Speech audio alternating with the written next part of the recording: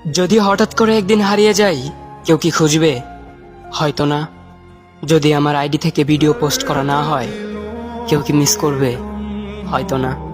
ইনবক্সে মেসেজ আসবে কিন্তু সিন হবে না, রিপ্লাই পাবে না, পরে থাকবে ওইভাবেই।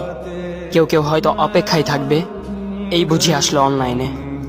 আবার কেউ কেউ হয়তো টেরও পাবে না, কেউ একজন নেই, কেউ একজন হারিয়ে গেছে।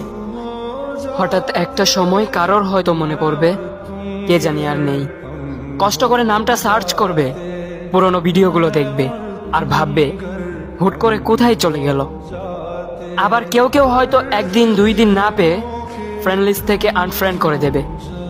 যখন আমি থাকবো না, তখন আমার স্মৃতি কারোর মনে পড়বে, হয়তো পড়বে, আবার হয়তো পড়বে না।